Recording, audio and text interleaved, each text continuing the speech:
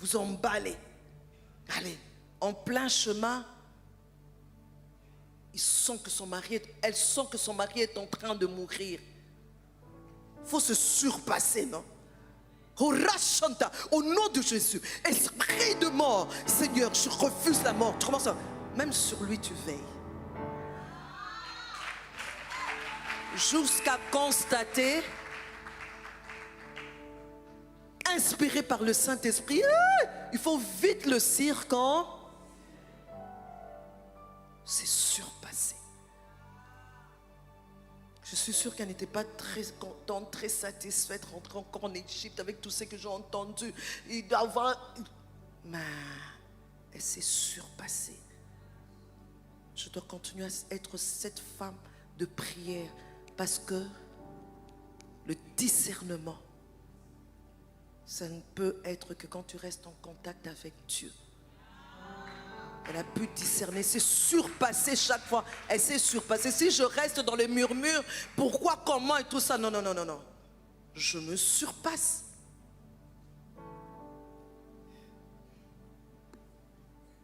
Et je pense aussi à Jochebed. J'aime bien. Une femme de Lévi. Une femme fille de Lévi, mariée à un Lévi.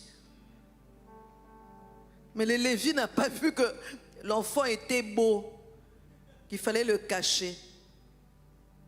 Occupée justement, mais elle s'est surpassée. Même quand il a entendu l'ordre du roi, comme quoi on allait tuer tous les garçons qui allaient naître en Israël à leur naissance, elle était en prière. Je suis sûr, l'homme de Dieu lui pensait aux brebis. La brebis là, toi tu te surpasses encore. Seigneur, même si je suis seule, je vais prier, je vais intercéder. Et parce qu'elle était une guerrière, une femme de prière, elle a su voir. Elle vit. La Bible ne nous dit pas que c'est l'homme qui a vu.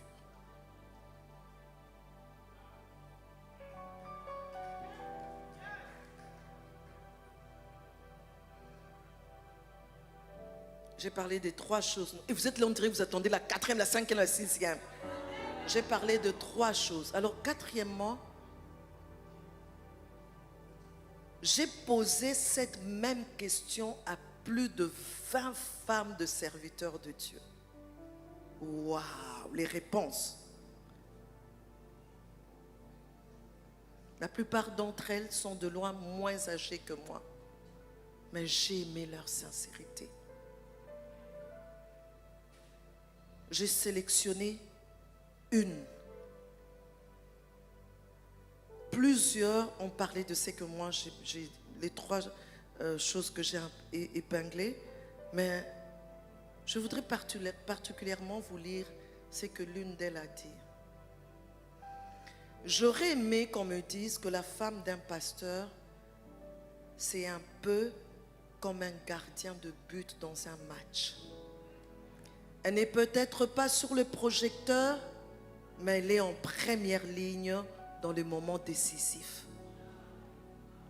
Elle doit sauter, bondir, se jeter à genoux, tomber, parfois se relever rapidement, se cogner la tête contre le poteau sans quitter les ballons des yeux.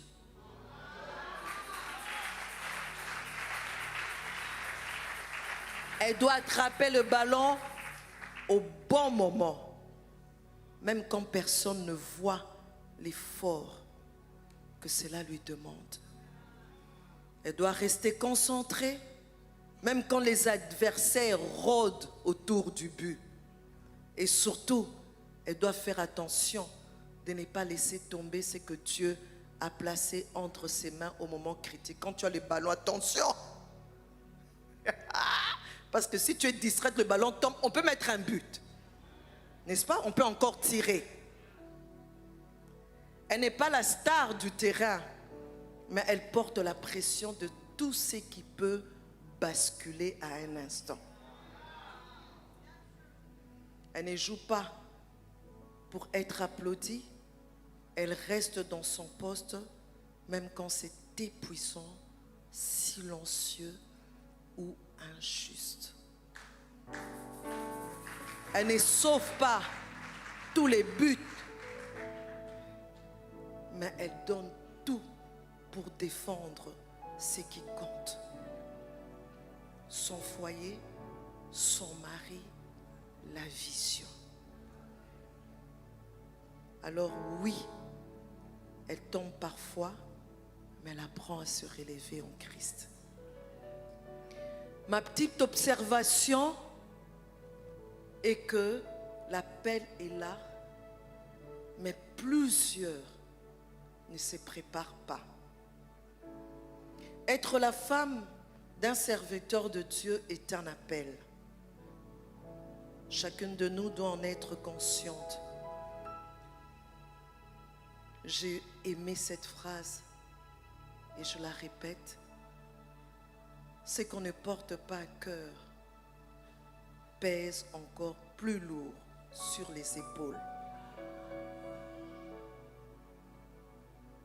Le ministère, c'est une passion et il est une mission.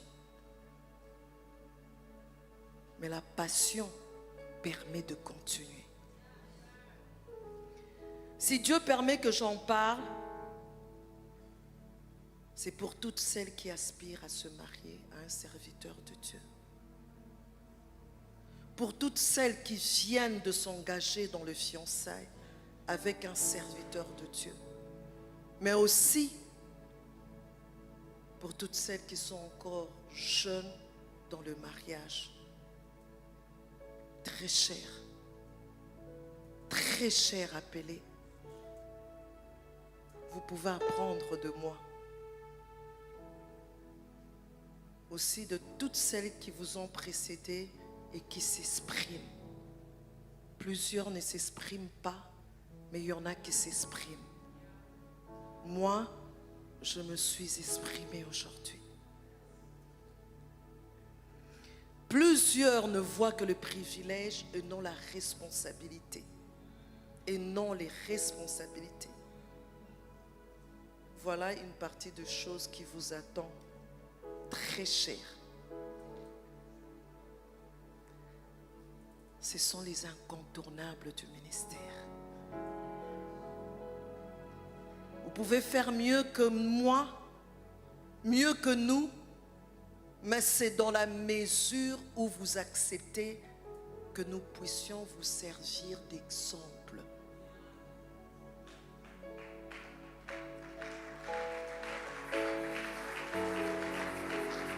La Bible dit dans 1 Corinthiens 10:6, ces choses sont arrivées pour nous servir d'exemple. Nous sommes vos exemples. Approchez-nous, écoutez-nous, observez. À mon niveau, la découverte de toutes ces choses dont j'ai parlé dans le mariage, je peux le dire avec tête haute, ne m'ont pas anéanti.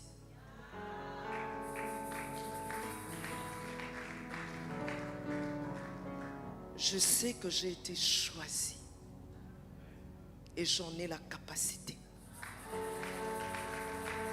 Jésus a dit, ce n'est pas vous qui m'avez choisi, mais moi je vous ai choisi et je vous ai établi afin que vous alliez et que vous portiez du fruit et que votre fruit demeure, afin que ce que vous demanderez au Père en mon nom, il vous le donne. Portez de fruits. Je crois en cela. J'ai été choisi, j'en ai les capacités. Je suis capable de porter des fruits. Dieu a départi à chacune de nous la mesure de foi pour la mission.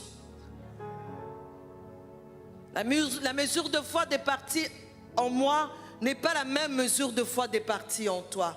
Mais ce qui est sûr, il y a une mesure de foi que Dieu a mise, que par rapport à ses talents, par rapport à l'appel, par rapport à ce don. Alors, fais confiance à Dieu. Je puis tout par celui qui me fortifie. Et j'aime ce passage de 1 Pierre 5, 10 qui dit, le Dieu de toute grâce J'avais aimé ça. Les jours où j'étais derrière mon mari et qu'on reconnaissait son ministère. À la fin, on nous a donné on a lu ce passage. Le Dieu de toute grâce qui vous a appelé en Jésus-Christ à sa gloire éternelle, après que vous aurez souffert un peu de temps, vous perfectionnera lui-même, vous affermira, vous fortifiera, vous rendra inébranlable.